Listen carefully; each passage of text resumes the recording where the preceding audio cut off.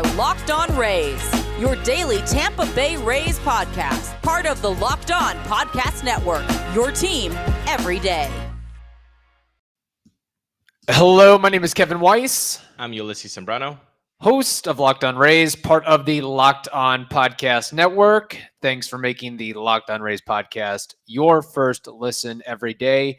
And remember, Locked On Rays is free and available on all platforms, including YouTube at Locked On Rays.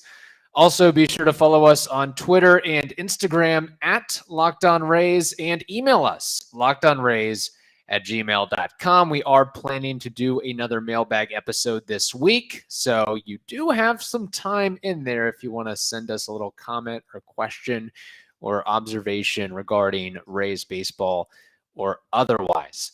Ulises, it is a Monday, which means it's time for our takeaways, observations, and what we learned from, I can't believe I'm saying this, the final weekend of the 2021 regular season for MLB.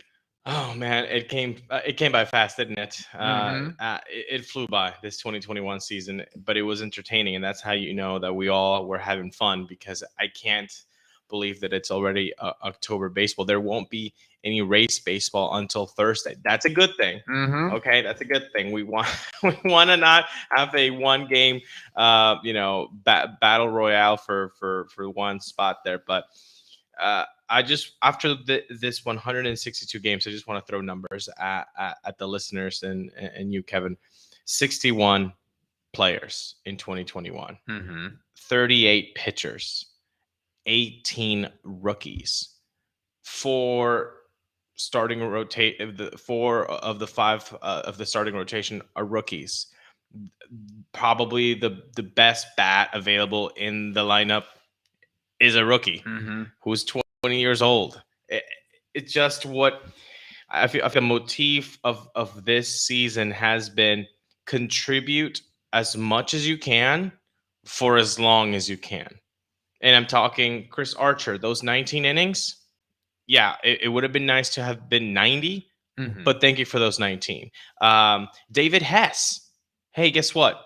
Thank you for providing the 8 or 9 innings, because somebody had to pitch those. And because David Hess pitched those, you didn't have to use Ryan Thompson or Andrew Kittredge or Colin McHugh. So thank you, David Hess. It's contribute as much as you can in 2021 for as long as you can. Evan Phillips, Conley, Jeffrey Springs, Ryan Sheriff, all of these guys that just put Vidal Brujan, Taylor Walls, Josh Lowe. This team is just so many parts and components, and that's why this team is so special when you compare it to the Yankees or you compare it to the Red Sox. Because when those two teams miss a couple of guys, then you can see the big cracks. And I think that we can see that with the Yankees lineup being so one-dimensional when they're missing a guy like DJ LeMahieu. That's huge. That's huge, right? So the Rays don't have that. It's really impressive. So when Yandy's not playing, Joey Wendell is playing. When Ji-Man Choi's not playing, it's okay. You can put Francisco Mejia there, and he doesn't make an error. That's what you have. Rainer Rosarina is not playing. That's okay. Manny Margot is playing. The versatility that this team has shown in 2021 is tremendous, and I feel like we have to take stock into that after a 162 game season. The Rookie of the Year, Randy Arozarena, is a 2020 guy. I mean, it's just all over the place, Kevin. It's all over the place. And so I just wanted to take some time in this takeaway to just give a high five to everybody out there that contributed. Just an inning, just 3 at-bats. It's all the sum of the parts, and that's just a beautiful thing that we got to watch in 2021. You mentioned 18 rookies, and several of those have been significant contributors. Winning 100 games with that many rookies, that many different players, that many different contributors. Is this the start of a dynasty, a 3, 5, 7 year dynasty for this franchise? You'd hope for 7, but I think a lot of again, watching so much baseball, 7-year dynasties are very difficult to come by. Now, can the Rays do it? Yeah, sure, they can do it. But I'm not gonna just be like, okay, 7 years. That's that. No, if we're being honest, and I won 7 years, then 2019 counts and 2020 counts. So this is the third year of that 7-year run. So we're already in the thick of it. I feel like a lot of Rays fans in Rays Nation feel like that, like, oh, it's just going to be forever. Like, it's not. So we have to enjoy this very much so. 100-win seasons do not happen that often. So enjoy it. Really. Just take in every pitch, every inning, and with that chip on our shoulder that we have the best team, not only in franchise history, but in the American League. So when you say 7 years, sure, I'll take 7, but this is the third year of those 7 years. Oh, you're hijacking my takeaway that I have. I have a hypothetical question for you, which we will get to. But you mentioned a lot of players and some different numbers there. I just want to gauge your take on this real quick before we move along, because I do think we should appreciate what the Rays, whatever happens in the postseason, let's savor and salvage what the Rays have been able to do this year, where not many people, if anybody, expected them to make the playoffs. Who knows if Eric Neander in the back of his mind was thinking, yeah, we're going to win 90, 92, 95, 98, 100 games. I don't think anybody in their right mind could have expected or predicted that with all that had gone on in the offseason and otherwise. But it was a big weekend for Brandon Lowe. It was a big weekend for Randy Arozarena. It was a big weekend for some others. But I just want to push aside and not to mitigate what Wander Franco has done this season with the on-base streak, of course, before that ended, oddly, in an odd fashion. But what do you think? What do you consider right now to be the more impressive feat? Brandon Lowe as a second baseman, 39 homers, and do I count it right? Yes, 99 RBI. Mike Zunino, 33 homers from the catcher's spot in 109 games. Austin Meadows driving in 106 runs in 142 games, or Randy Arozarena being the third player in franchise history to go 2020. Those are really good options. Those are really good options. If this was an SAT test, I'd be like, these 4 multiple choice. There's how select all. Yeah, all the above. Where's the all of the above? Yeah. I think from year to year, we've already seen what Austin Meadows can do healthy, and that's being a 90+ RBI guy in 2019. I think he had 88. So 100 is not so much of a stretch. So I have to take that one off the list. Randy Rosarina, after seeing the October, I was actually kind of silently, I never said this on the microphone, but I was hoping that he could be a 2020 guy. Like you could see the talent. And so that's already like, okay, that he could be that guy. So got to take that one off the list. That might be the most unsurprising, quite frankly. Exactly. So when you then look at Zunino and Brandon Lowe, well, guess what? It's 2021. Everybody gets a trophy, participation trophy for everybody. And I'll give a participation trophy for both of them. Brandon Lowe for the comeback within the season. That's unreal. To be touching 40 home runs, 100 RBIs, when this guy on June 10th had a 660 OPS, Kevin. He was unplayable. He was unplayable until the second week of June, and then he went off. I mean, then he just completely went off. Even against lefties, he just started mashing against everybody, just completely a crazy run. So that I'd have to give it to Brandon Lowe within the season. But let's not forget Big Mike, because the first 2 years were just such an aberration at the plate, with him saying it, with him even taking less money to come back to the team, trying to prove himself that he wasn't that guy. And guess what? He proved himself. He can be way more than what he showed in 2019 and 2020, popping more than 30 home runs in the catching position, whilst also improving behind the plate what he did in 2020. I know a lot of people don't like to say it, but in 2020, I know it was less of a sample size, but his defensive metrics did dip.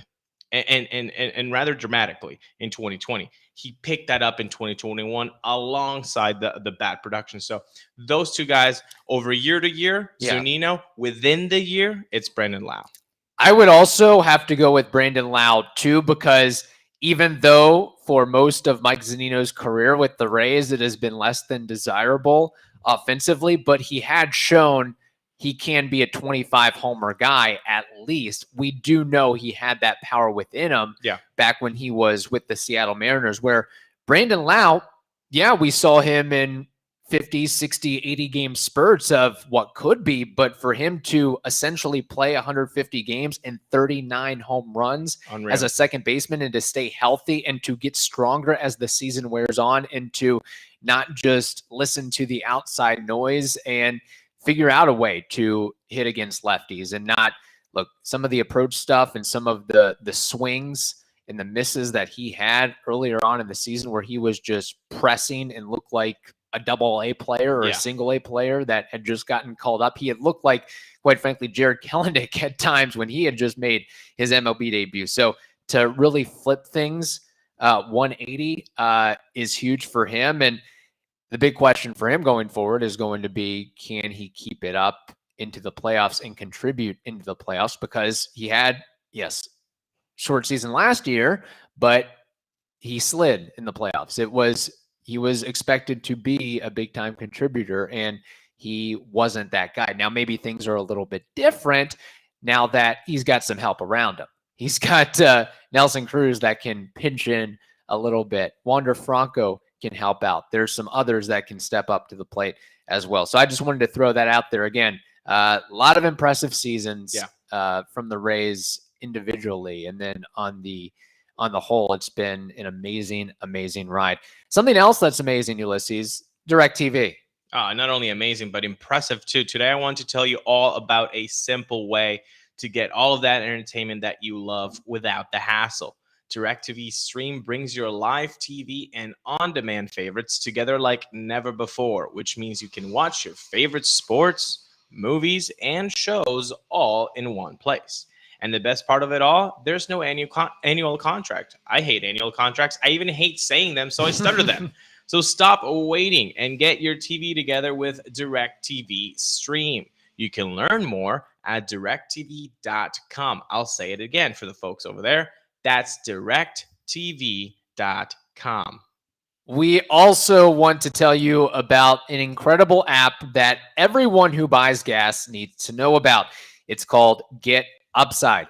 Listeners can make up to 25 cents for every gallon of gas every time they fill up.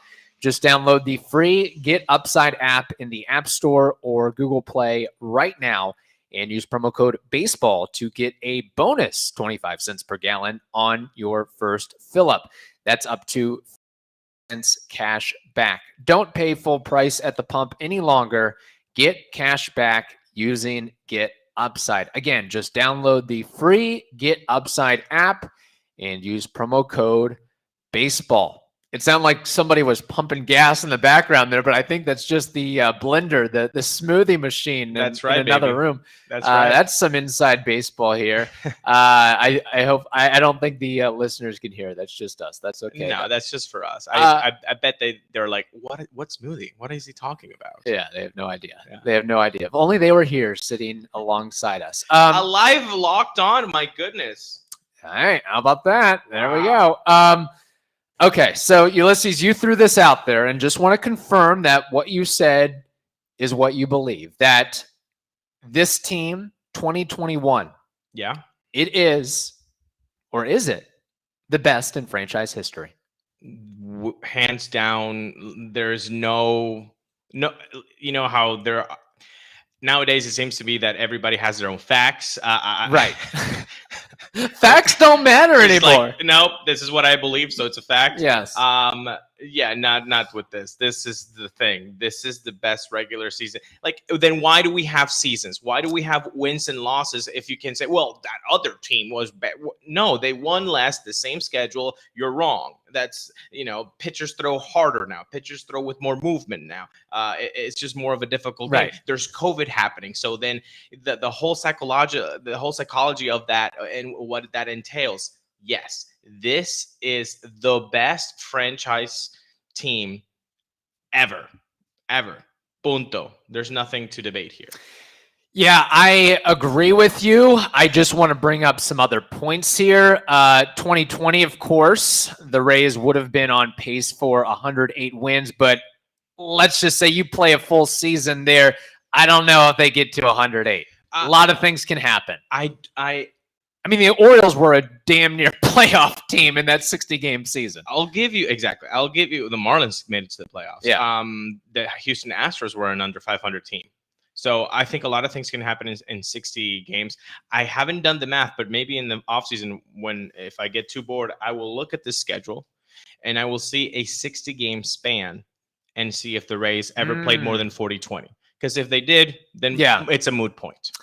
You know what? That's actually a really, really good point, and that's something that would have to be looked into. If I would guess, I'm sure there's been a period where that has happened. Now, of course, besides the 162 mark the Rays have had this year, 2008, the team went 97-65, 2010, 96-66, 2019, 96-66. And the only other point or argument I would have against this team being the best in franchise history is maybe the strength of the rest of the division. And look, you had basically 3 90-plus win teams this year, but you also had a team pulling it up the rear in the Orioles at 52 and 110. Now, whereas some of those other years, 2008, for example, you know, the Red Sox won 95 games, the Yankees 89, the Blue Jays 86, the Orioles had 68 wins. So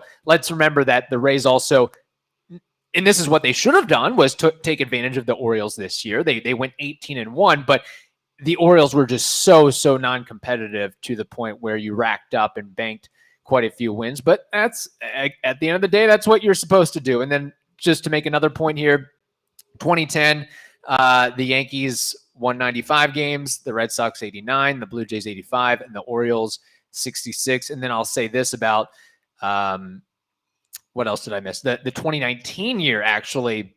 So the Rays, of course, didn't win the division. That was the Yankees. And then the Red Sox won 84 games, the Blue Jays 67, Orioles 54. So that, I think we can definitely throw the 2019 year out as, you know, the best or second best or whatever it may be. But that's really the only argument I can come up with. I mean, the facts and the stats also, we look at runs scored and runs allowed. Yeah. I mean, that's really the best margin that you can have for this year. I don't know if the Rays have ever averaged.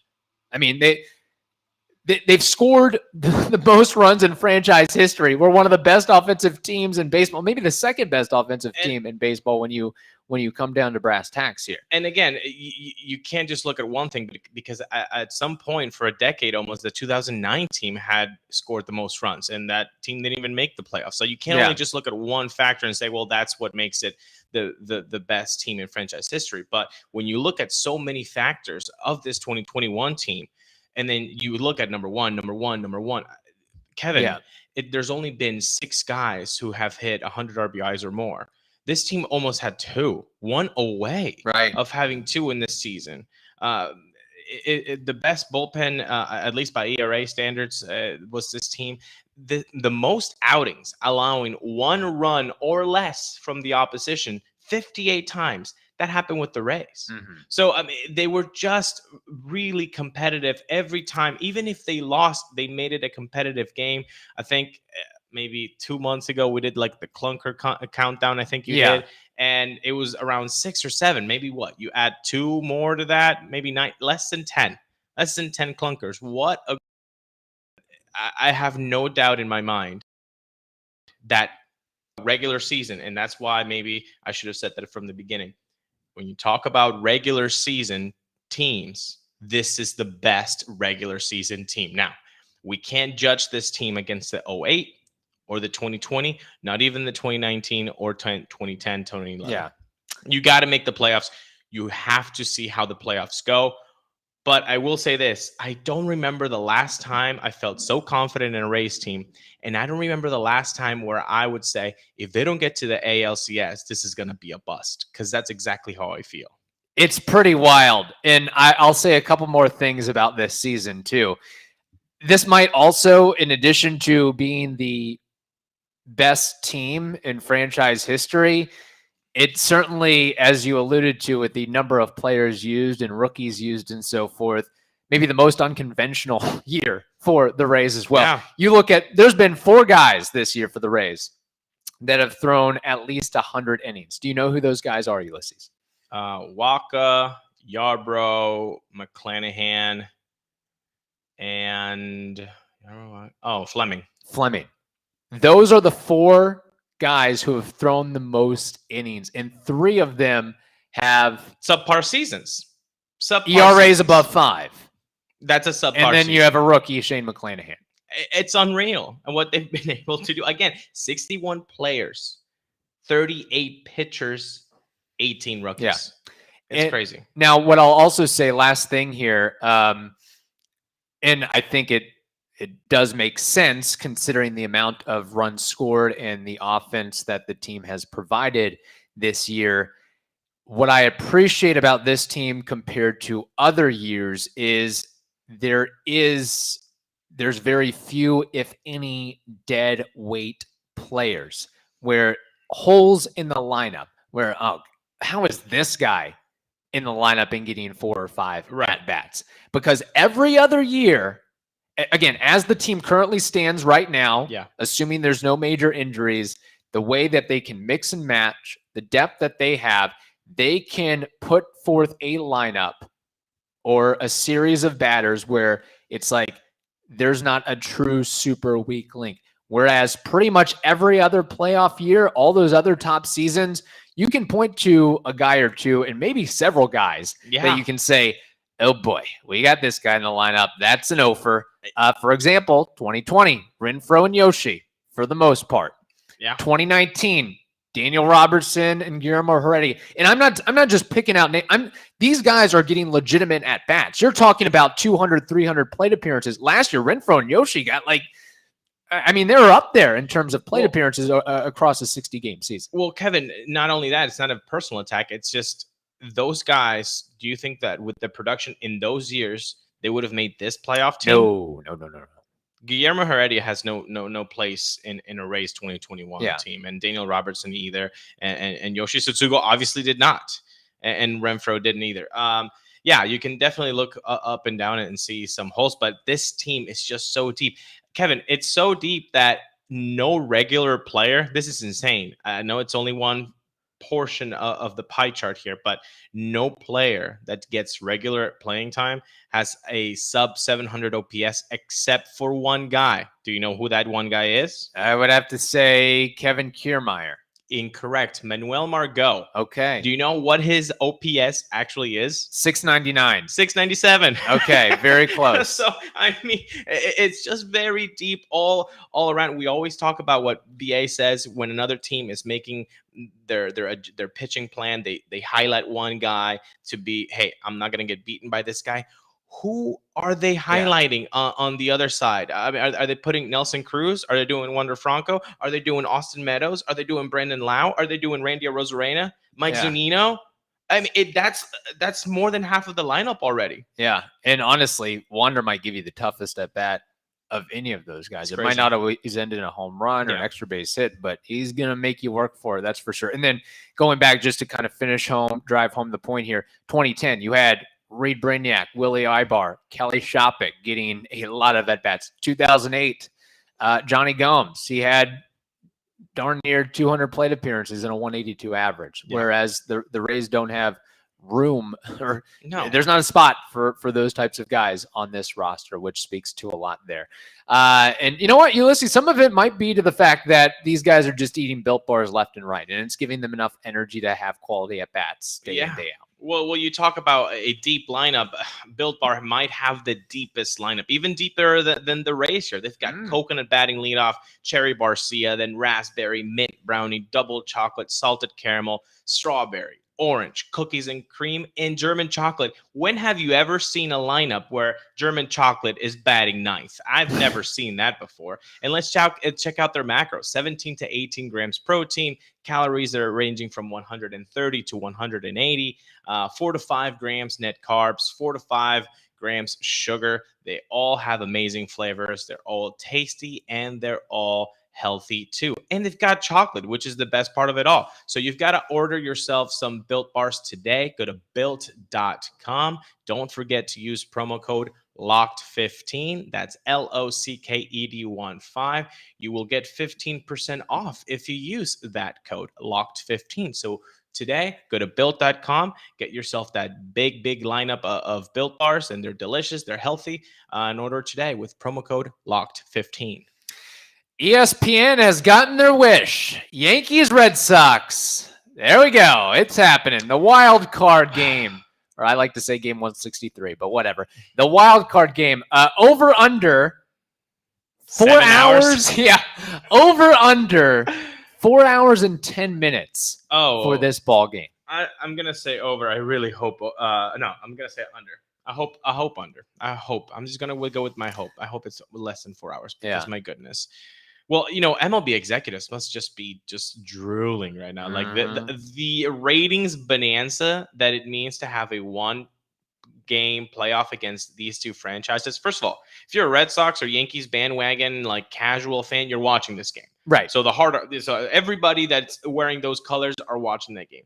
But then 28 other fan bases hate the Yankees and the Red Sox. So they're also going to be tuning in for the hate. Yeah. So it's just a ratings bonanza that's going to happen for MLB on Tuesday. And, they wanted it and they got it. Yeah, it's let me just say this. I think the game is going to end past midnight with an 8:08 start. But of course, one of these teams, the Yankees or the Red Sox, will be facing the Rays in the ALDS. Ulises, who do you want? Who do you want out of these two teams facing the Rays beginning on Thursday night? Question, man, and I think we've talked about this ad nauseum for a whole it seems like, and I've never gotten to get an answer. If I want to miss an ace, then it's the Yankees. Twice, because Garrett Cole will be pitching on Tuesday, then he'll only get to pitch once as a starter, at least. Right. For the Yankees once. The Red Sox have Chris Sale going twice, game 2 and game 5.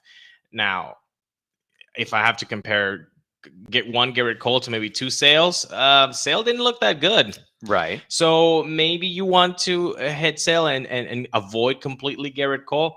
But then again, the lineups. I think the Yankee lineup is a one-dimensional lineup. You know what they're trying to do at the box. Like all of those guys, they're trying to do one thing. So it'll be easier to make up a pitching plan. The Red Sox don't have that problem. Yeah, they can take you out, but they're more dynamic of a lineup than the Yankees. So then that's a little bit more treacherous. But let's go back to the bullpen. What bullpen do you think is a little bit better, the Red Sox bullpen or the Yankees? I don't want to face that Yankee bullpen. I know it's had its struggles, but not like the Red Sox one. And it's always difficult to face Aroldis Chapman. Yes. I know the Rays have had magical moments against him in the past, but that's why they're magical moments. That's the exception to the rule. That they're magical because they never happen. Yeah. So it's a tough one. I don't think I actually still have an answer. I really don't. I'll have to see how the bullpens are used on Tuesday and see which one gets more depleted, because I know the Red Sox bullpen has been taxed lately. Right. So how many innings does Nate Eovaldi give him? If he gives them 4 or 5, give me the Red Sox. Yeah. Give me the Red Sox. You know what? I would rather the Rays, again, just speaking as of right now, things change, things are fluid. I would rather see them go up against the Yankees in the ALDS. And here's part of the reason why. You made a really good point about Garrett Cole and Chris Sale and that dynamic. One, I mean, we do have the news of DJ LeMahieu hitting the IL. So that is one really professional hitter that you're taking out of the equation against many Rays rookies that would be potentially going up against him.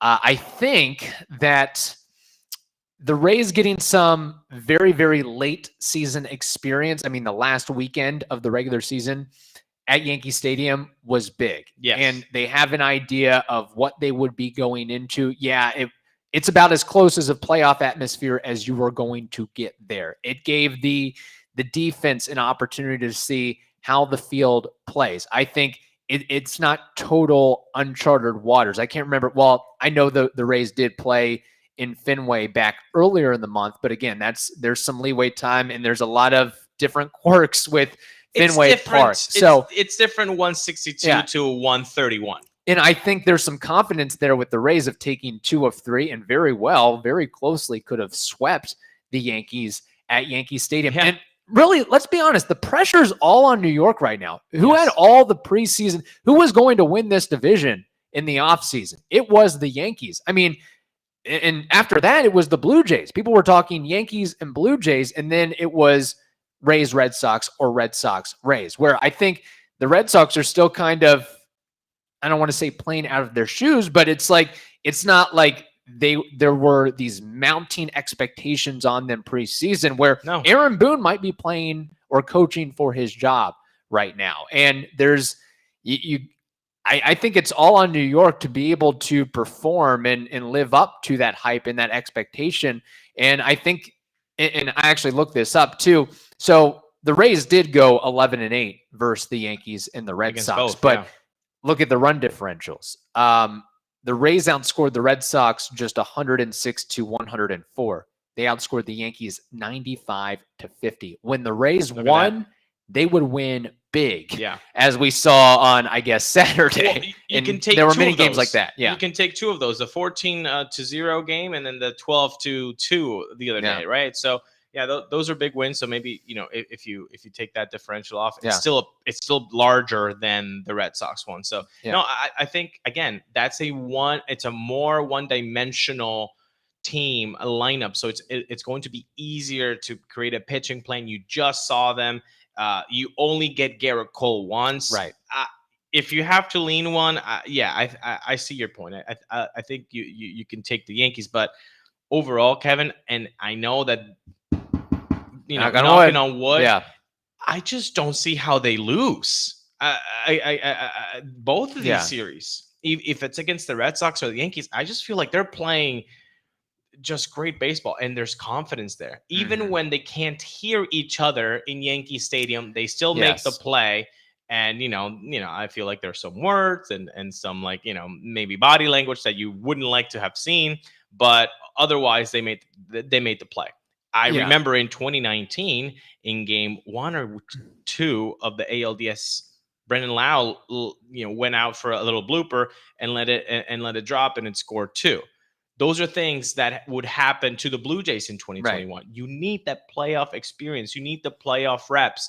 That's not happening this year, and that's good to see. And you mentioned the Blue Jays, and I think it just goes to speak, and it was a heck of a weekend, a wild weekend, chaotic weekend for baseball, which is great that actually people were talking about that in addition to college football in the NFL. But it just goes to show you that those games in April, May, and June matter. And maybe going forward, maybe try to trade for Jose Barrios a week or 2 earlier. Do the Nelson Cruz Rays move, because that extra win or 2 legitimately could have been the difference, not to mention the fact that George Springer was hurt throughout the season and playing in 3 different cities, 3 different ballparks.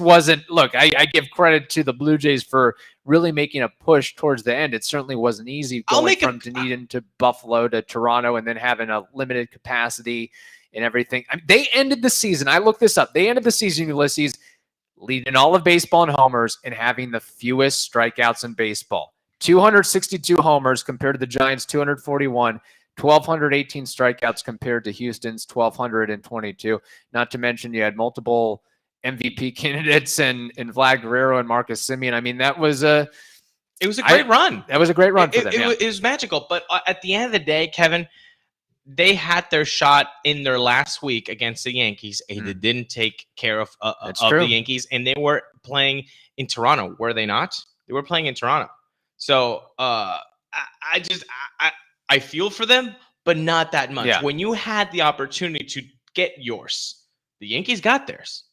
The Yankees beat the best team in the AL to go to the playoffs. That is true. The Red Sox beat a bad team, the Nationals, but they came back. Yeah, they got theirs. The Jays, great story, but you didn't get yours. Yeah. And also on the other side, National League, you have a 106-win team in the wild card, the LA Dodgers. Can we Love it. get at least a 3-game wild card? That's all I'm asking just from Manfred. eliminate divisions. Eliminate divisions. All right. The best teams should go to the playoffs regardless of their geographical standing on a map. That'll have to be an off-season topic. That'll be a question for Klosky maybe. There you go. Later on. Thanks again for making the Locked On Rays podcast your first listen every day, and we will be back tomorrow. In the meantime, check out the Locked On MLB